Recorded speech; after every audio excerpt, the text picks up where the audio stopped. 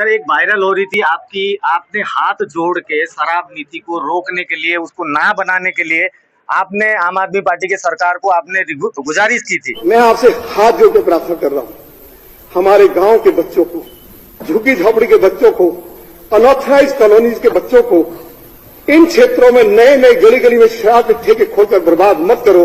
ये बर्बाद हो जाएंगे। पहले ही माँ बाप दुखी है कि इन बच्चों को रोजगार नहीं मिल रहा है।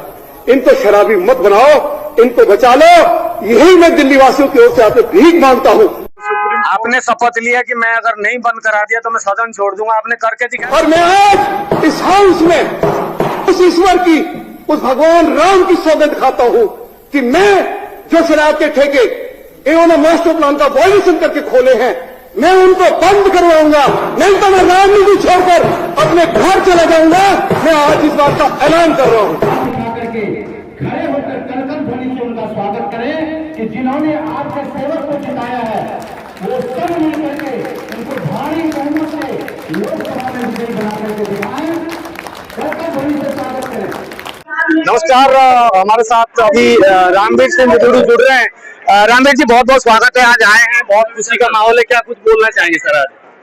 चंदन जी, देखिए जी, हमारे निगम पार्षद जो इस क्षेत्र के बहुत ही लोकप्रिय नेता है, उन्होंने निगम पार्षद बनने के बाद अनेक विकास के कार्य कराए हैं। स्कूल के लिए 18 करोड़ रुपए मंजूर कराए हैं, शौचालय बनाए हैं, पार्क विकसित कर रहे हैं और आगे भी कुछ और योजनाएं उन्होंने अपने क्षेत्र के लिए बनाई हैं। मैं उनको अपनी ओर से बहुत बधाई देना चाहता हूं। हमने पीछे दिल्ली के उपराज्यपाल महोदय से आग्रह किया था कि संगम विहार की स्थिति बहुत खराब है, लोग नारकीय जीवन जी रहे हैं।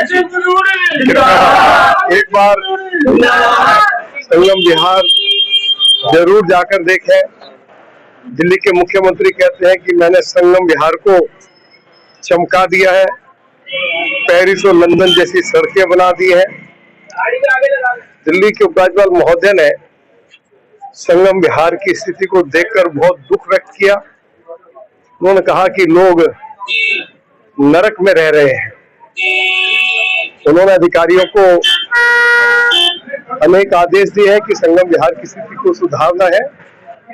मास्टर प्लान की सड़क जो लंबे समय से नहीं बन रही थी, वह कार्य हमने दिल्ली के माननीय उपराज्यपाल महोदय से करने का आग्रह किया। उस पर काम शुरू हो गया है।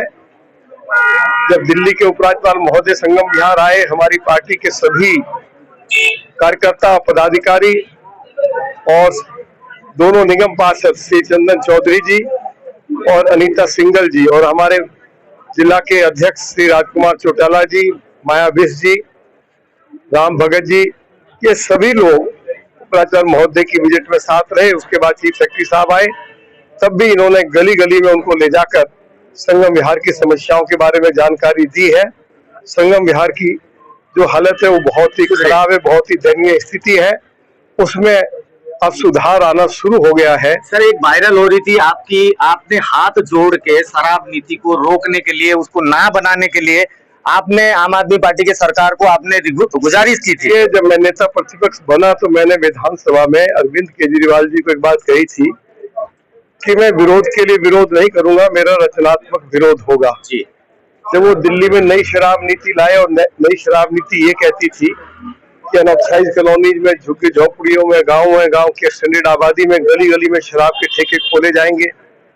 ये भी कहा गया कि इससे महिलाओं को, युवाओं को आसानी से शराब सुलभ हो सकेगी। शराब बेचने का समय रात 10 बजे से बढ़ाकर प्रातः 3 बजे तक कर दिया। फ्राइडे भी तो हमने कम कर दिए थे, फ्राइडे बढ़ाई नहीं थे, कम कर दिए थे। 21 होते थे, 3 कर दिए थे। तो हमने उनसे जरूर आग्रह किया कि केजरीवाल जी, गली गली में शराब के ठेके खोलेंगे, दिल्ली शराब की नगरी बन जाएगी, हमारे युवा बर्बाद हो जाएंगे, हम अपने युवाओं को बर्बाद नहीं होने देंगे। और आप रिहायशी क्षेत्रों में शराब के ठेके खोल ही नहीं सकते। आपने शपथ लिया कि मैं अगर नहीं बंद करा दिया तो मैं सदन छोड़ दूंगा, आपने करके दिखाया। मैंने इसलिए ये बात बहुत कॉन्फिडेंस के साथ कही कि रिहायशी क्षेत्रों में शराब के ठेके अरविंद केजरीवाल खोल ही नहीं सकते थे, सैकड़ों शराब के ठेके खोल दिए। उसमें मास्टर प्लान का वायलेशन हुआ, सुप्रीम कोर्ट की गाइडलाइंस का वायलेशन हुआ।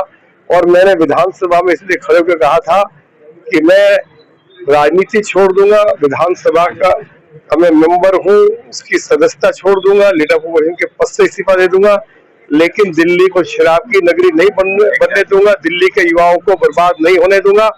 और आखिर भाजपा कार्यकर्ताओं ने पूरी दिल्ली में आंदोलन शुरू किया। हमारे कार्यकर्ताओं के खिलाफ FIR हुई, लाठियों से भी कई जगह पिटाई हुई और अरविंद केजरीवाल को नई शराब नीति वापस लेनी पड़ी। दिल्ली सरकार को 3000 करोड़ रुपए का घाटा हुआ।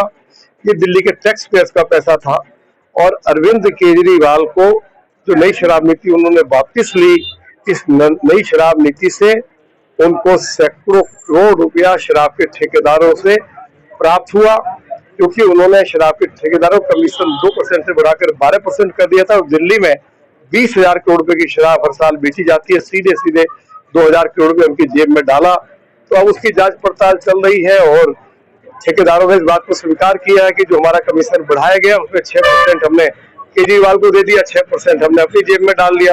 तो जो कुछ हमारे आरोप थे वे आरोप सच साबित हुए हैं। अगर अरविंद केजरीवाल ने मेरे आग्रह को स्वीकार कर लिया होता तो आज ना उनका former deputy chief minister jail में होता और ना केजरीवाल जेल में होता। बहुत बहुत धन्यवाद सर, समय देने के लिए।